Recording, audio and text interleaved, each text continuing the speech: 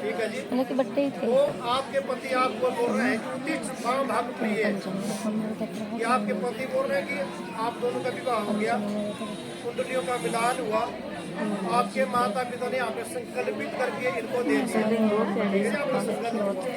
अग्नि में आहुतियाँ दी आपने, परिक्रमा दी आप लोगों ने, फिर भी आपके पति बोल रहे हैं कि आप दक्षिण की ओर बैठे हो, आप पति के दक्षिण की ओर बैठे हुए हैं, जबकि आपका स्थान कहाँ है?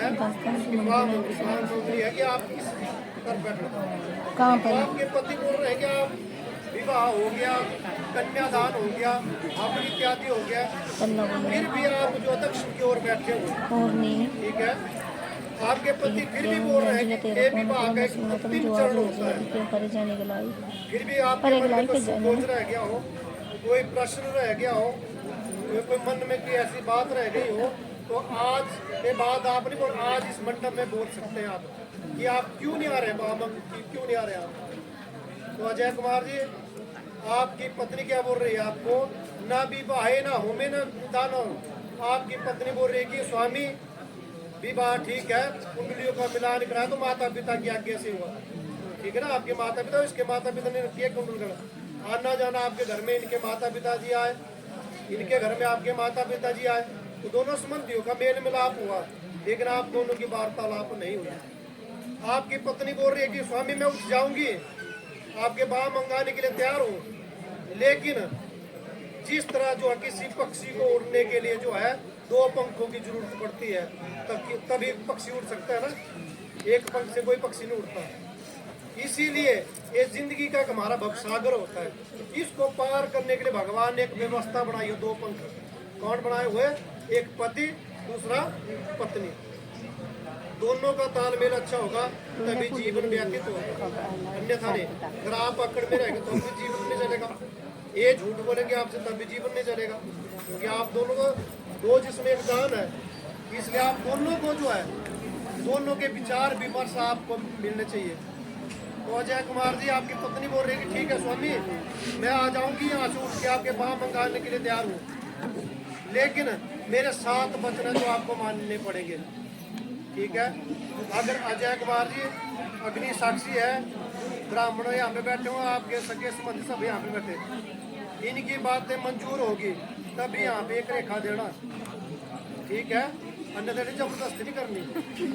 तुमसे बोलो यार मैं तो जबरदस्ती, बात समझ आएगी तो साइन करना है यहाँ पे, अन्यथा रहने देना है, ठीक है। पहले वचन में आपकी पत्नी नेहा जी बोल रही है आपको, क्या बोल रही है? पहले वचन में आपकी पत्नी बोल रही है कि स्वामी धन धान्य च मिष्टान्न भक्ष भोजन दा गृह मद दिनम च कदा बेमादष्टना च यद वर्रे बेते द्रव्य दम च तत गृह न भरी सेन न भरी भरी भोजन दे तब मन भाग समझा। आपकी पत्नी पहले वचन में बोल रही है अजय कुमार जी की आज के बाद विवाह से पहले क्या आप कमाते थे, क्या आप खाते थे, इसको नहीं पता है, ठीक है। ये बोले कि स्वामी आपके घर में आज के बाद जो भी धन धान्य रखा होगा, जहाँ पे आप पैसा रखते हैं ना, अब पहले जो भी किताबें लिखी है तो पुरानी पद्धतियाँ हैं, आजकल जो है बैंक में बैलेंस रखा होता है अकाउंट, तो इसको पूरा पता हो कि आपके पास कितने पैसे हैं, ठीक है। जितना भी आपके पास धन होगा उसका पूरा ब्यौरा इसके पास होना चाहिए। और अन्न, घर में जहाँ पे आप अन्न रखते हैं, ऐसा नहीं कि आपने आपके घर वालों ने ताला लगा दिया कि अन्न इसके अधीन नहीं हुआ, ठीक है। ये बोल रही है कि स्वामी आज के बाद आपके घर में अन्न धन जितना भी होगा इसके अधीन रहेगा। बोलने का मतलब ये है कि आपके घर में जिसका जो विवाह हो जाता है तो घर में कोई गुरु आ जाए, ठीक है, कोई आपके भांजे आ जाए तो घर से गुरु कभी खाली हाथ नहीं जाना चाहिए, ठीक है। और बहन के बच्चे कभी घर से खाली नहीं जाने चाहिए, ठीक है। चाहे 1 रुपये 50 पैसे आपने जो दक्षिणा दी वो देनी चाहिए। तो आपकी पत्नी बोल रही है कि आज के बाद स्वामी आप कितना पैसा कमाते हैं, आप बद्दी में नौकरी करते हैं, कितनी आपकी पेमेंट है वो इसको पूरा पता होना चाहिए भी आपकी कितनी सैलरी है, ठीक है। बोलने का तात्पर्य है कि आपकी इनकम है 10,000 रुपये, एक खर्चा कर रही है 50,000 रुपये, तब चलेगा जीवन नहीं चलेगा। आप कमा रहे हैं 1 लाख रुपए महीने का, ये बेचारी करिए 50 रुपये का खर्चा, अभी अच्छी बात है नहीं। ऐसे चल रही है। ये बोल रही है जितना आपके पास सैलरी होगी मैं उस हिसाब से खर्चा करूंगी, इसलिए आप कितना पैसा कमाते हैं ये सच आपको हर महीने इसको बताना पड़ेगा। खेती खर्च में अगर मान लो आप 40,000 रुपये कमा रहे हैं, इस बेचारी को पता ही नहीं है कहाँ उड़ा रहे हैं आप पैसा, तो इसको पूरा ब्यौरे का पता होगा आप कहाँ कहाँ पैसा खर्च करें, पहली बात।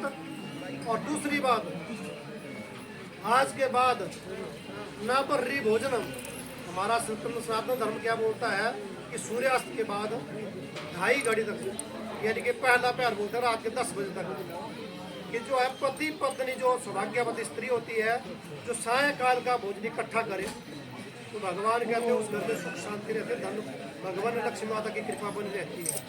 तो अजय कुमार जी, एक तो बात आप लोग से दूर करते वो अलग बात है। अगर आप अपने भाव टाड़ी गाँव में स्थित है और ये बेचारी रात के 10 बजे तक आपका इंतजार कर रही है और आप बाहर से खाना खा के आ गए, ठीक है, अभी इसको बोल दे रहा आपको 10 बजे तू खा ले, मैं तो खा के आ गया, तो ये नहीं चलेगा। आज के शाम का खाना अगर आप घर के नज़दीक हैं तो शाम का खाना इसके साथ ही खाना पड़ेगा, ठीक है। ना बर्री भोजन ना बर्री शयनम। और आज के बाद एक बात ध्यान से सुनना, नौकरी करते वो अलग बात है, अगर आप अपने गांव में टाड़ी गांव में तो बर्री शयनम बिना मतलब के किसी को होना पड़ेगा, ठीक है। इसको मजबूरी बताने पहले होता तेरा बड़ा पैगी रहा था चल पढ़ने मेरे घर चली गया पैगी रात को सारे तो चल कोई बात नहीं। अब आज के बाद ये भागे नहीं चलेंगे, जब तक आपकी कोई मजबूरी होगी, आपकी कोई मजबूरी होगी, ये बोले कि ठीक है स्वामी जी आपकी मजबूरी तो सो जाओ, बिना मतलब के आज के बाद किसी घर में सोना नहीं पड़ेगा, शाम को अपने घर ही आना पड़ेगा। और ये ध्यान रहे आपको कि 10 बजे तक का ये आपका इंतजार करेंगे खाना खाने के लिए, ठीक है। अब ये तो रात के 1:30 बजे बहुत बात अच्छी है, रात को 10 बजे से पहले घर में आना पड़ेगा। ये हुआ इनका एक वचन, मंजूर है ना, ये नहीं करना, ठीक है। तो एक डेली, ठीक है। और दूसरे वचन में आपकी पत्नी बोल रही है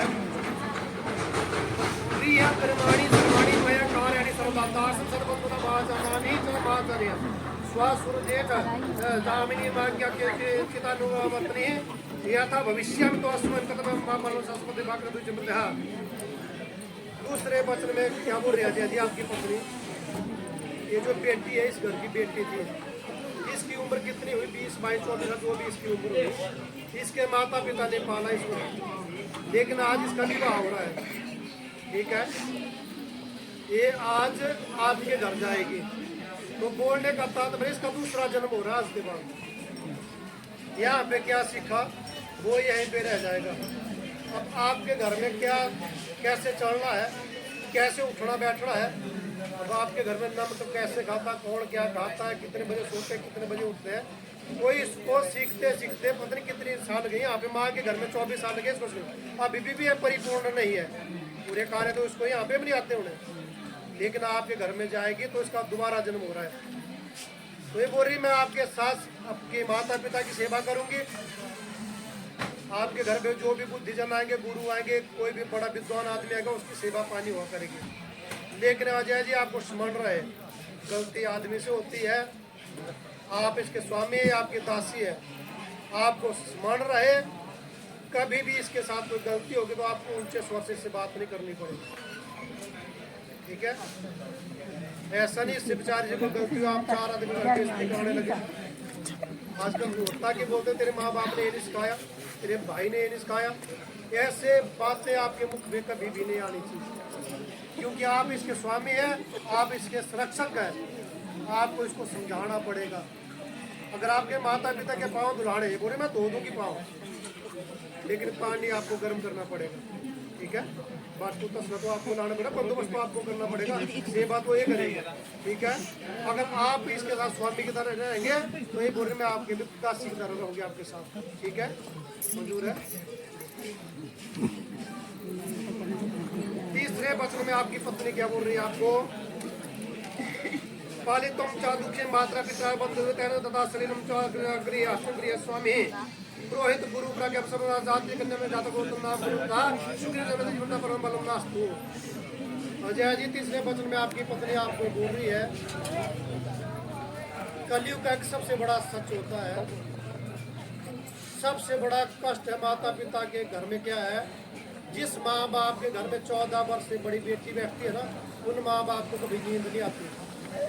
ये माँ बाप के लिए सबसे बड़ा कष्ट है। ठीक है, ये जिन उनसे पूछना जिनकी बेटियां होती है, जब बेटी 12-13 वर्ष की हो जाती है, उन माँ बाप को कभी नींद चैन की नींद नहीं सोते हुए, उनको रात को चिंता होती है बेटी की। तो ये बोल रही कि स्वामी कलयुग का एक सच है कि जब कोई बेटी प्रातःकाल उठती है तो उसके साथ भाई का साथ होना बड़ा जरूरी है। ठीक है, प्रातःकाल उठती तो सब बोलते किसकी बहन है। ठीक है, जब वही बेटी बाजार में जाती है तो पिता का साथ होना बड़ा जरूरी है। लोग पूछते हैं कि किसकी बेटी है। ठीक है, और सायंकाल जब रात्रि वेला होती है तो माँ का साथ होना बड़ा जरूरी होता है। बेटी को कभी नींद नहीं आती अपनी माँ के साथ, जब तक बात नहीं की तब तक नींद नहीं आती किसी बेटी को, और उस माँ को भी नींद नहीं आती जब तक वो अपनी बेटी से बात नहीं करती। ठीक है, तो ये बोल रही है कि स्वामी मैं सब कुछ, कलयुग का सबसे बड़ा कष्ट है कि माता पिता, मेरे माता पिता बड़ी गरीबी में पाला हुआ, मेरे को इस गरीबी का पता, इसको पता होगा, इसके माता पिता को पता है किन कष्ट में इसको पालना हुआ। तो स्वामी मैं सब कुछ छोड़ के आपके पास आ रही हूँ, ये बलहीन हो जाएगी आज के दिन। तो ये बोल रही है कि स्वामी कल को मैं प्रातः काल उठूंगी, आपके घर में जब सवेरा होगा, ठीक है, तो इसको कभी भाई की याद नहीं आनी चाहिए, प्रातः काल उठे। आपको इतने रूप धारण करने पड़ेंगे अपने शरीर में, उस तरीके से बात करनी पड़ेगी, जब प्रातः काल उठेगी तो इसको अपने भाई की याद नहीं आनी चाहिए। दिन को जब बाजार जाएगी तो इसको अपने पिता की याद नहीं आनी चाहिए। ठीक है, और जब सायंकाल होगी, रात्रि वेला होगी, तो इसको कभी अपनी माँ की याद नहीं। आपको हर एक रूप में इसका साथ देना पड़ेगा। ये बोल रही मेरा कोई भी नहीं होगा स्वामी वहाँ पे, इसका कौन जा रहा है यहाँ से साथ, कोई नहीं जा रहा। इसके बेचारी का जो गोत्र था ना वो भी यहीं पे छूट गया, बाप के गोत्र में, गर्भ गोत्र में मिल गई। बेटी का कुछ भी साथ नहीं जाएगा यहाँ से। ये बोल रही मेरा जा रहा है साथ, तो आपका विश्वास आपके साथ चलेगा, आपके विश्वास से ये सब कुछ छोड़ के आपके पास जा रही है। ठीक है, तो अजय जी आपको विश्वास आजीवन भर कामयाब रखना पड़ेगा, और इसको विश्वास दिलाना पड़ेगा जब तक शरीर में जान रहेगी तब तक मैं तेरे साथ इतने घुल मिल के रहूंगा कि ना तो तेरे को कभी भाई की याद आएगी, ना पिता की याद आएगी, ना कभी पिता की, ना माता की, ना भाई की, किसी की याद में आने दूंगा। इतने घुल मिल के आपको उसके साथ रहना पड़ेगा। ठीक है,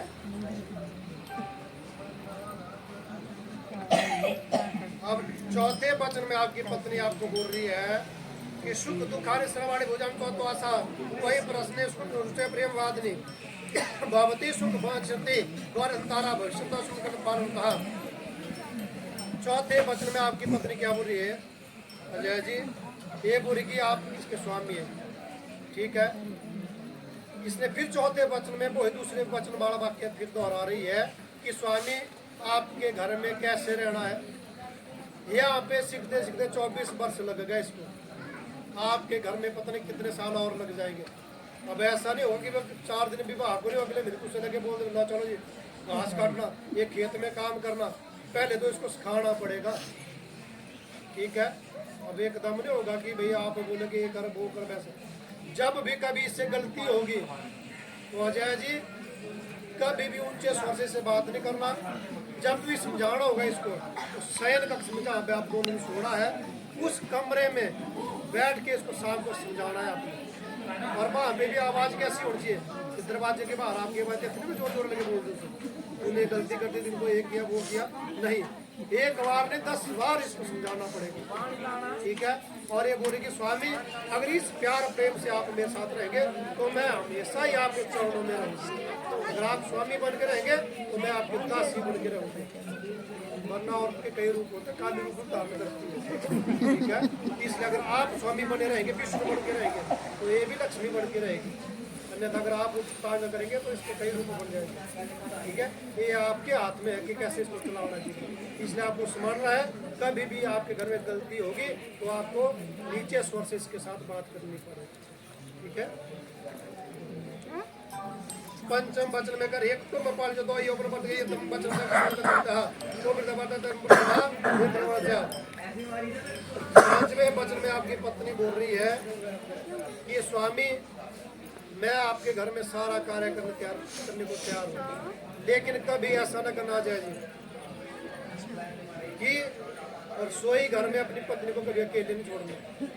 ये बोले मैं आपके दासी हूँ, ठीक है, मैं काम करूंगी, कोई बात नहीं है, लेकिन आपको स्मरण रहा जय जी अब हेड़ जी तुम सारी मम्मी अपने कमरे सुतरे तो बापू लगे कमरे तो तुझे अपने बेटे तलगरे के ऑर्डर देते भी मुझे चाह लिया, मुझे हेड़ा लिया, ऐसी बात नहीं होगी। ये बोले करूंगी मैं सब कुछ, जो जैसा बोलेगा मैं वैसा काम करने को, लेकिन आपको स्मरण रहा जय जी इसके साथ और सोई घर में रहना पड़ेगा, ठीक है, करना इसने है, लेकिन आपको वहाँ पे बैठ के बात करनी होगी, तो ऐसा नहीं आपने अपने घर टीवी लगाए रहे बैठ रहे थे कभी बेचारी अकेले सोई घर में काम कभी ये नौकरियां भी पड़ी रही है टब्बर भी। जिस दिन आप घर में तो सोई घर में पत्नी के साथ ये बोलती मेरा 2 गुना बल बढ़ जाएगा अगर आप इसके साथ। और ये जो प्यार प्रेम आज यौवन अवस्था है आपकी, कल को वृद्धावस्था भी आएगी, ठीक है, सियाने भी तो होना। जो प्यार प्रेम आज है वो वृद्धावस्था में। पत्नी का क्या कार्य है ये बोलिए, आज नहीं देखना मैंने, आपके घर में जीवन भी देखना, आने वाला कल को आपके परिवार में बच्चे भी होंगे, ठीक है। तो बच्चे क्या होते हैं, प्राय क्या होता है कि बच्चे क्या करते हैं अपनी माँ से मांगते हैं।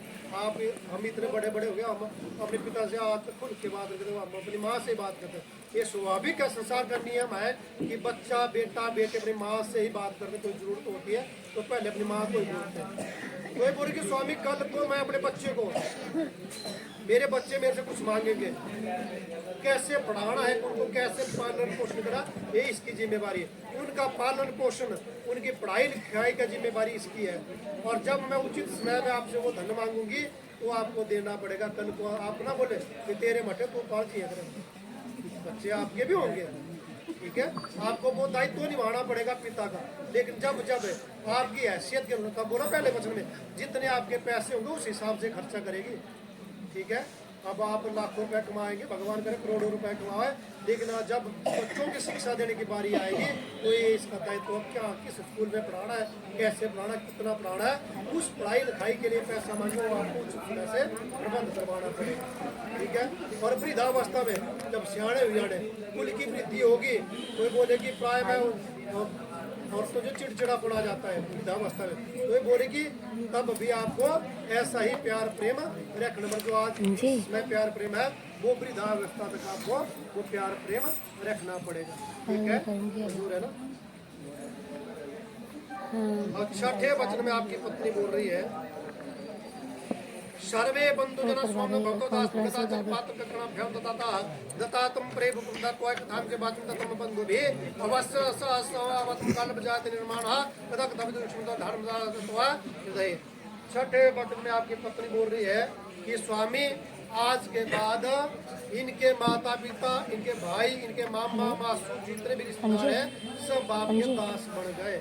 दास बोलने का मतलब है अजय जी कि आप कभी भी इनको कहीं किसी क्षेत्र में मिले, कहीं भी मिले, बाजार में मिले, गाँव, ये सब आपके पाँव छुआ करेंगे, ठीक है, पैर बांध लो, ठीक है।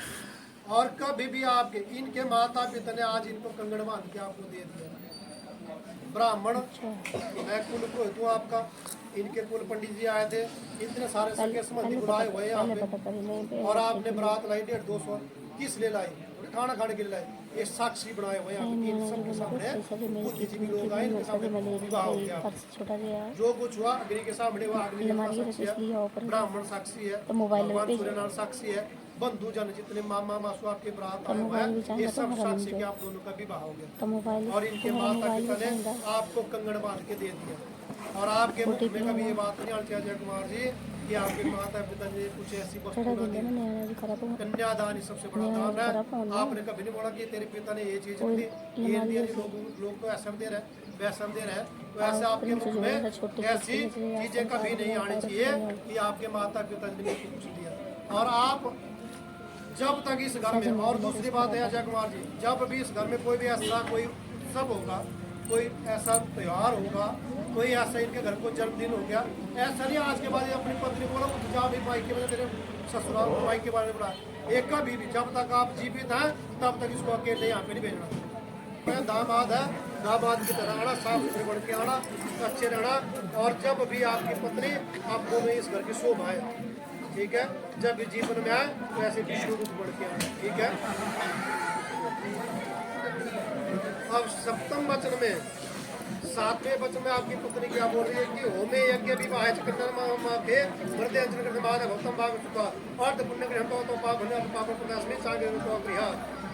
सातवें वचन में आपकी पत्नी क्या बोल रही है अजय जी, लास्ट वचन है, अंतिम वचन है इनका, कि आपके घर में आज के बाद कोई भी हवन पाठ कुछ भी होगा, जब तक आपकी पत्नी ऐसे दुपट्टा बांध के नहीं बैठेगी तब तक आपका कोई भी कार्य सफल नहीं होगा। आज के बाद आप बद्दी में, नालागढ़, चंडीगढ़ जहाँ नौकरी करते हैं, आज के बाद आप कहीं 100 रुपये भी किसी मंदिर में चढ़ाएंगे तो इसको आधा 50 रुपये का फल घर बैठे मिलता है। आप कोई भी पुण्य कार्य करेंगे, आज के बाद कोई भी पुण्य कार्य करेंगे उस पुण्य का आधा भाग इसको मिलता रहेगा।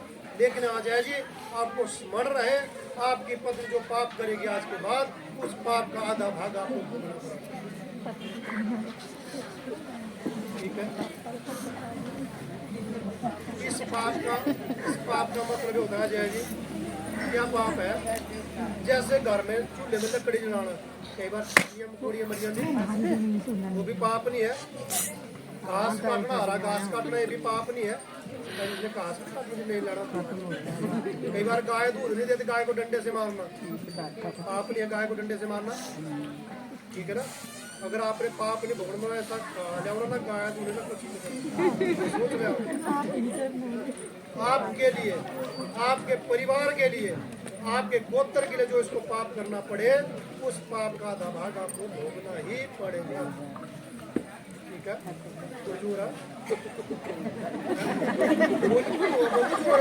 समाधान है, बोलो आप, समाधान हम करेंगे, आप बोलो क्या शंका है? काम तो कर, जब आप पाप भोगेंगे तब काम करेंगे। ठीक है ना, अब घास काटना, हरा घास काटना वो पाप नहीं है। अब घर में लेप मरे ना, तो वो भी पाप नहीं है। तो लकड़ी जाने चूल्हे में वो भी पाप नहीं है। तो ऐसे पाप होंगे तो उसका दबाव लेना पड़ेगा, अन्यथा ये कहीं और जगह पाप करे, उस पाप का नहीं बोल रहा हूँ मैं। जो आपके कुल के लिए, आपके गोत्र के लिए, आपके परिवार के लिए ऐसा पाप हो, उस पाप का दबाव आपको भोगना ही पड़ेगा। ठीक है, ये अजी ये हुए आपके 7 वचन। आपके पति के एक ही वचन है जो आपको भी मानना पड़ेगा। ठीक है, लेकिन कुछ एक बातें हैं। ठीक है, ये क्या बोल रहे हैं? आदो धर्म द्वारा कुटुंब सुखता तथ्या प्रिय भाषणी क्रोध आलस विवर्जिता सुख करने नित्यम तवच कारणे पित्रों में व्यचितो स्थाता अभागी तुमराजी तदित्तम स्वर्ण उत्तम पाद्या भावत्री मम उद्याने मध्यवस्थाने परगृहे गमनता परसुदा परिकृतम हास्यम वर्तनता हसदा। आपके पति आपको बोल रहे हैं तो आपको आज के बाद सच बोलना पड़ेगा। जितना आपका पति बोले उतना सच बोलना पड़ेगा। आज से पहले आपके जीवन में क्या था, क्या नहीं था, वो जीवन में ही आज यहीं पे समाप्त करना पड़ेगा। आज से आपका नया अध्याय शुरू हो। और इनके बाद अब ये बात नहीं होगी भी मैं तो अपनी माँ के घर में घी के साथ खाती हूँ, तेरे घर में तो ऐसा सिस्टम है। ठीक है, ये बात भी त्याग करनी पड़ेगी। जैसे एक आलस्य विवर्जितम, एक तो दरिद्र छोड़ना पड़ेगा, इनके घर में काम करना पड़ेगा। ठीक है, वो भी सौभाग्यवती स्त्री जिस घर में हंसमुख हंसते हुए कार्य करती हुए, तो वहाँ पे लक्ष्मी स्वतः ही वास कर जाती है। वैसे नहीं आपने पूरा भूख किया और लगे चलो खाना बना दिया, भूख इतना पूरा, उस खाने का कोई तात्पर्य, उस खाने का कभी तृप्ति नहीं होगी। आपने थोड़ा ही करना है इसलिए इनके घर में हंसते हुए मन, सच्चे मन से करना। और दूसरी बात क्या है कि आज से विवर्जित, ऐसे माँ के घर में कभी माँ ने काम बता दिया, क्या बोलते मेरे सिरा पेड़ मेरे को ससुराल में बांधने नहीं चलेगा। तो आप सचमुच आज स्वस्थ होंगे तभी, अन्यथा ऐसे नहीं कोई जवाब देंगे। और आलस्य विवर्जित विवर्जिता तथा और क्या, इनके घर में जोर जोर से हंसना नहीं पड़ेगा। भाई किन को हंस जाते थे आप, जोर से हंसी आवाज लगाई आपने, वहाँ पे ऊंची आवाज में आप बात नहीं कर सकते। ठीक है, आपकी आवाज इतनी होनी चाहिए कि अगर आप आंगन में बात करें तो कमरे में नहीं सुनाई देनी चाहिए, अगर कमरे में बात करें तो आंगन में नहीं सुनाई देनी चाहिए। और जब भी कभी भी आप अपने सास ससुर से, जो भी बुद्धिजीवी आदमी हो, बड़े आदमी हो गाँव में ना, जब भी आपने बात करनी उनसे, तो आपकी नजरें उनके चरणों में रहनी चाहिए। अपनी नजरों से नजरें मिला के किसी भी बुजुर्ग से बात नहीं करनी। और कभी भी इनके घर में खुले केस लेकर दहलीज नहीं लांगनी, बाल खुले रखे हुआ ड्यूटी जी तो बोलते हैं जिस घर की सौभाग्यवती स्त्रियां ड्यूटियां खुले केस लेकर लांगती है तो उस घर में धन की कमी रहती है। और ड्यूटी के ऊपर आपको बैठना नहीं पड़ेगा, ड्यूटी मुख्य दरवाजा उसके पास आपने कभी नहीं बैठा। जिस घर में सौभाग्यवती स्त्रियां ड्यूटी के ऊपर बैठ जाती है उस घर में कलह लड़ाई दिन का ना हुई हफ्ते की होगी और नाल को महीने की पक्का होगी। और इनके घर में कभी आपने अपने केस नहीं काटने, बाल नहीं काटने, पहले जो होगी ठीक है। आज के बाद सौभाग्यवती स्त्रियां जिस घर में बाल काटती है लिखित प्रमाण शास्त्र है, जिस घर में सौभाग्यवती स्त्रियां जो है बाल काटती है आपकी कभी सास से नहीं बढ़ेगी, कभी नंद से नहीं बढ़ेगी, कभी चाची सास से नहीं बढ़ेगी, चाची सास से नहीं बढ़ेगी। उस घर में औरतों में हमेशा कलह बनी रहेगी। शास्त्र प्रमाणित से आपको ध्यान है, आपको जो आता है सौभाग्य आप लक्ष्मी रूप है, अगर ये विष्णु रूप है तो आपको वो भी लक्ष्मी रूप अपनाना ही पड़ेगा। इसलिए आपको इनके घर में और कभी कूड़ा करकट, कई बार झाड़ू देना आपने ना तो कूड़ा करकट चूल्हे में नहीं जलाना आपको, ठीक है। बोलते हैं जिस घर में बसते घर में जो है चूल्हे में कूड़ा करकट जलाया जाता है और बाल वगैरह जलाए जाते हैं तो शमशान घाट का पुण्य वो घर बन जाता है, तो उस घर में कभी शांति नहीं रहती। कुल में ऐसी चिड़चिड़ापन रहेगा, उस कुल में कभी वृद्धि नहीं होगा। संतान भी पैदा होगी तो ऐसी उतांग वाली संतान पैदा होगी। तो इसलिए आपको स्मरण रहे, आप इस घर की लक्ष्मी होगी तो आपको लक्ष्मी रूप में अपनाना पड़ेगा। और बिना मतलब के किसी प्राय पुरुष से उसके बाद आपको बात नहीं करनी पड़ेगी, ठीक है। अब मान लो यहाँ पे आपके चाचा ताए का लड़का आ गया, कभी जो रोल में आ गया ना कोई ऐसे आ गया, ठीक है, हम मानते हैं आपके गाँव का, लेकिन आपको बात तभी करनी पड़ेगी जब पहले आपको अपने पति से करवाना या अपने सास ससुर से करवाना, तो जब जी मेरे गांव से आया ऐसा लड़का है, ऐसा पुरुष है, मेरे मामे का लड़का मासी का, वो भी आपका रिलेशनशिप होगी, उस हिसाब से आपने प्रोड्यूसर इनके परिवार से करवानी है। उसके बाद आप आज के बाद बिना मतलब किसी से बात नहीं करनी है, ठीक है। और कभी मद्रा पान जहाँ पे शराब पी लोग बैठे हो, शराब पी रहे हो, चाहे आपके ससुर ही हो गए, उनकी सेवा नहीं, शराबियों की सेवा आपके अधिकार में। कोई बोले हम शराब कमरे में पी रहे, आप उनकी पानी लाओ, मेरे को ये आलू बना के ला, आपने वो सेवा नहीं करते। आपके ससुर हो चाहे जेठ हो उसका कोई पाप नहीं। जहाँ पे मद्रापान हो रहा हो वहाँ पे उस क्षेत्र में आपने जाना नहीं, और बिना अकेले आपने कहीं नहीं जाना है। जिस घर में 4 बर्तन होते हैं उस घर में आवाज भी आती है, और जिस घर में 4 आदमी होते हैं वहाँ पे मैल तू भी हो जाती है, ठीक है। कभी ऐसा नहीं कि भैया आपके घर में छोटी मोटी लोग जोक हो गए आप उठे और यहाँ पे माइक के लगेगा, ऐसा नहीं है। आपको सहन करना पड़ेगा। आपकी जब परिक्रमा ली गई तो आपको इस शिला के ऊपर खड़ा किया, खड़े हो ना आप, क्यों खड़े किए गए?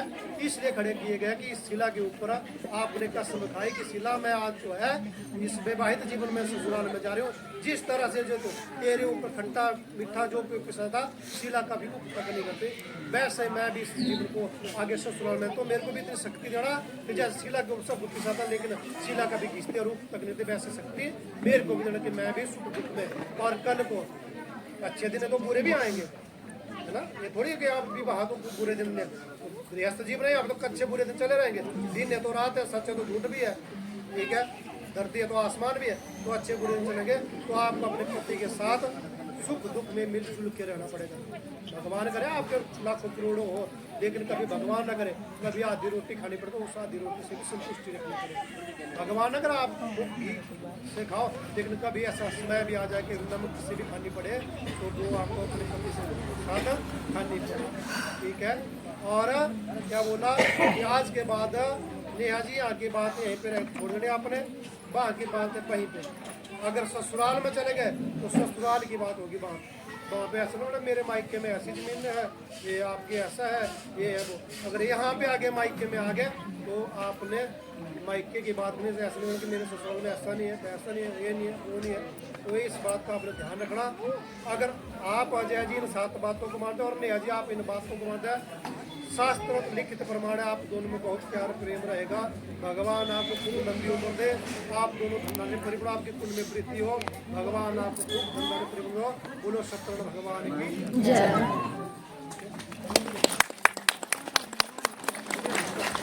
25 30 और बड़ी अच्छी अच्छी गंदा गुलाब जी। प्राइस तरीका मैं मन से नहीं सोचूंगा, ना इस हृदय में किसी और प्राइस तरीका बात होगी। आप उठिए, आज के बाद ये धर्मपत्नी आपका स्थान मेरे हृदय में रहेगा। मैं आपको वचन देता हूँ कि आज के बाद मैं इस शरीर में न तन से, न मन से, न धन से किसी प्राइस तरीके के बारे में मैं सोचूंगा। आप ही मेरे हृदय की बात सुनेगी, आप ही मेरी अर्धांगिनी रहोगी। इसलिए उठो और मेरे नाम आपको लिखिए।